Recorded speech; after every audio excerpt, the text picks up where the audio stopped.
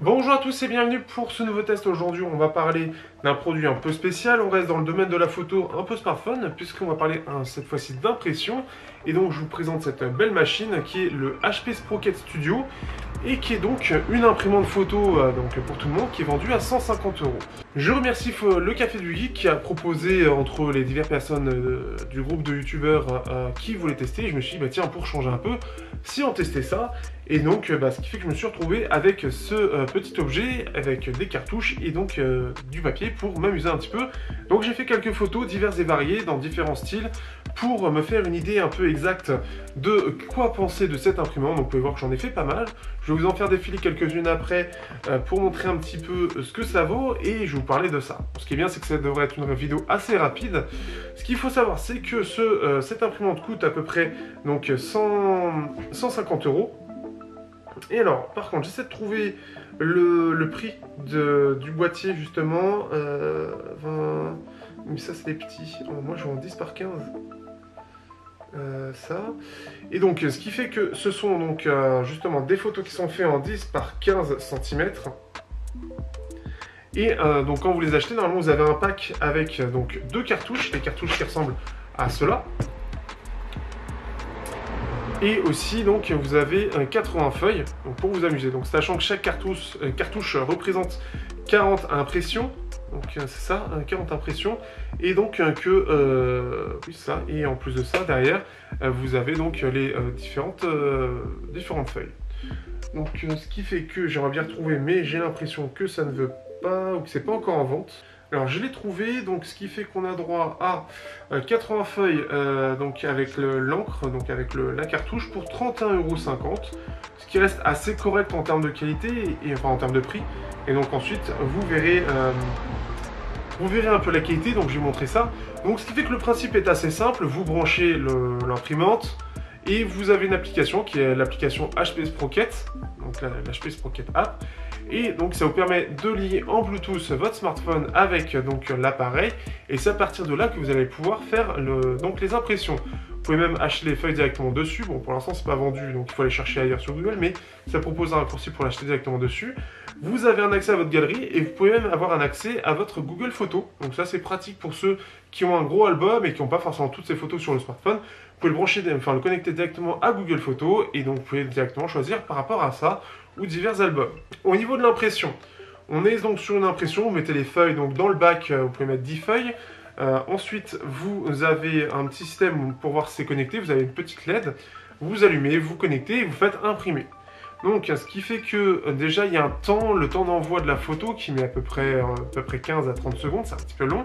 Et une fois l'impression, enfin une fois que c'est envoyé, l'impression commence et ça dure à peu près 2 minutes. Donc ça met un petit peu de temps, sachant qu'il faut un petit peu de place puisque une fois que la feuille est absorbée par l'imprimante, elle part complètement en arrière. Donc vous avez une fente derrière en fait qui va justement permettre à la feuille de ressortir complètement et de pouvoir faire les différentes impressions. Puisque le système de cartouche est un système assez basique puisque on est sur en fait les 3 couleurs primaires. Donc si je dis pas de bêtises, le jaune, le rouge et le bleu, RGB. Non, attendez, non, je dis de la merde. C'est du jaune. Après, on a en effet une application rouge, donc je sais pas quelle couleur il y a derrière. Et après, la dernière couleur, donc c'est en 3 filtres en fait. C'est en 3 filtres. Et donc, ce qui fait que une fois que les 3 filtres se sont mis, on a un dernier aller-retour pour alors, je pense que c'est pour fixer les couleurs, pour voilà, que ça bouge plus et que ce soit propre. Et donc, ce qui fait que vous avez votre photo qui est prête directement dès que c'est posé. Ça veut dire que vous pouvez l'encadrer. Donc, ce qui fait que la chose qui est sympathique aussi, c'est qu'on peut casser les bords blancs. Donc là, par exemple, ils sont cassés. Et ici, ils ne sont pas cassés. En fait, vous pouvez casser. Donc, tout simplement, ils sont déjà préfaits. Hop. Donc, j'ai 2 photos. Et en fait, c'est déjà fait. Donc, vous avez juste à les casser. Après, vous pouvez donc...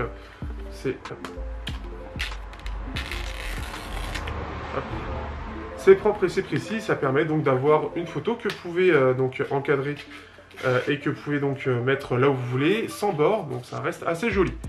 Parlons maintenant de la photo elle-même, qu'est-ce que ça vaut réellement? Alors j'étais honnêtement un peu déçu, mais de ce que m'a dit Gennady du Café du Geek, qui en a eu d'autres et qui a pu en tester d'autres, c'est clairement un peu la norme. Ce qu'il faut comprendre, c'est qu'encore une fois, c'est quelque chose de grand public. Et c'est clairement pas la même chose, la même qualité que quand vous allez chez un pro. C'est clairement fait pour avoir des photos de vacances que vous pouvez développer rapidement chez vous avec votre téléphone. Et c'est optimisé clairement pour des petites résolutions de smartphone, donc c'est-à-dire du 12 mégapixels pour avoir un rendu assez propre. Parce que clairement en 48 mégapixels ou via mon Canon, le M100, clairement la qualité elle suit pas, on sent clairement une différence énorme entre la photo de base et ce qui est imprimé. Ce que j'ai remarqué notamment, c'est que ça manque un peu de netteté. Par exemple, ça peut se voir ici, je sais pas, ça va bien se voir, mais allez, hop, ça va bien se voir, mais autour en fait de la fleur, il va clairement manquer de netteté, ça se voit très clairement, et je pense que c'est ce système en fait d'avoir 3 espèces de filtres qui se mettent sur la photo, qu'ils impriment et qu'après ils appuient plus ou moins pour appliquer les couleurs, qui fait cet effet-là. Ce qui fait que la photo n'est clairement pas bien définie. Je dirais presque que par exemple, même sur un écran de smartphone, ça fait plus fin. Et c'est là où ça se voit plus ou moins. Il y a un autre problème que j'ai, par exemple, ça se voit ici normalement. Alors je ne sais pas si vous le verrez bien, mais juste à côté de l'appareil photo en noir du Meizu, vous avez à côté en fait un effet, un petit halo noir, en fait, comme si en fait c'était un peu étalé. Comme si la couleur s'étalait un petit peu, notamment le noir.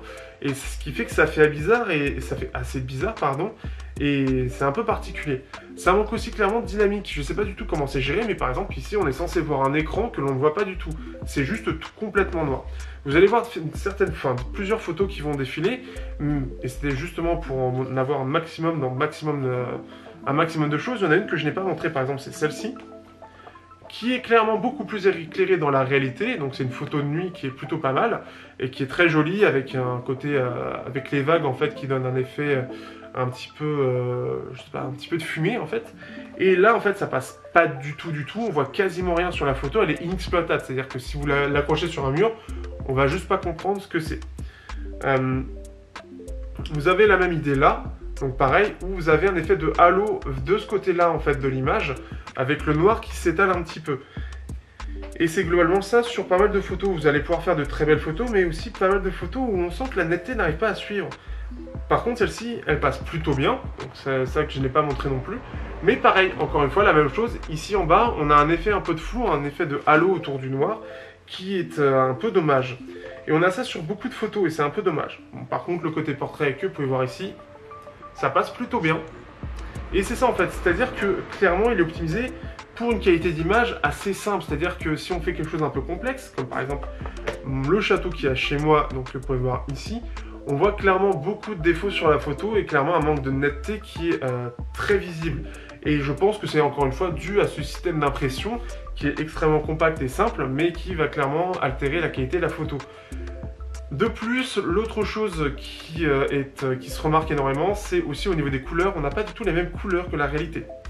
Donc ce qui fait que, alors pas du tout, ça va être un peu énorme, mais ce qui fait qu'on va vraiment avoir une différence qui va être visible, on va pas avoir les mêmes couleurs que ce que l'on a sur notre smartphone, etc. Alors que les écrans sont bien calibrés, et on va avoir des couleurs qui vont être un peu globalement plus foncées, un contraste plus poussé, et qui va être un peu différent. Mais globalement, si vous cherchez à avoir une qualité, un album photo sans mettre très cher dedans et pouvoir facilement en ressortir, ça peut être la bonne idée, mais encore une fois il faut bien prendre en compte que ça reste un petit truc grand public, pas très défini, que ce sera le cas pour tous, et pour la qualité de photos derrière que l'on a, donc que vous allez voir normalement, les différentes photos défilent, ça peut clairement pas être parfait.